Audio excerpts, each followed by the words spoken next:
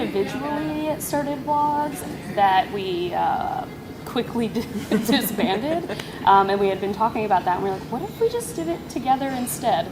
And it's worked out a lot better that way. Yeah.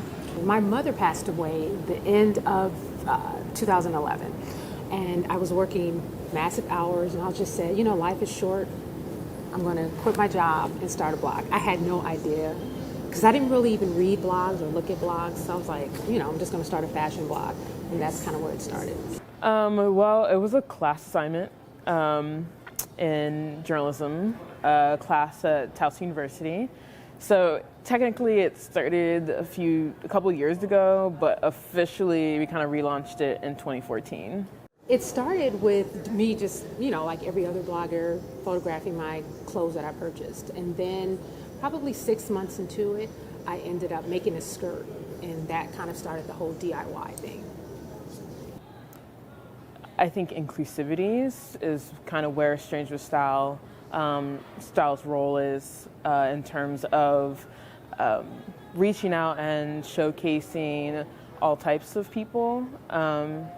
Could be established, you could be up and coming, underground, what have you, in the lifestyle and culture sector.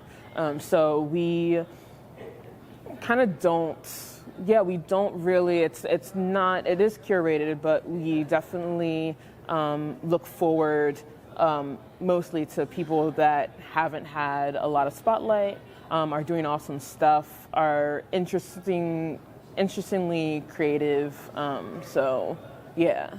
It is so cool. It's so unique, I think. You know, I follow a lot of bloggers from DC and New York and all kinds of things, and I don't think anyone's doing things as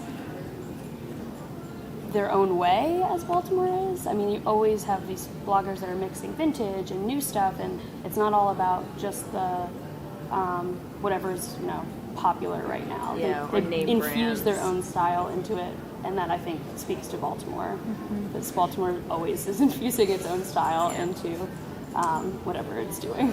Baltimore as a city, I think, has a lot of character and definitely like a natural grittiness that you don't find in a lot of other cities, or you find that, but it was very much like man-made, whereas here it just happens very organically, and I think that definitely translates into people's fashion. You're getting, you know, a good mix of mixing all these pieces together, and you know, you see some looks here that I feel like you don't really see elsewhere, and it's very creative, and it's just a very different way, I think, of approaching fashion.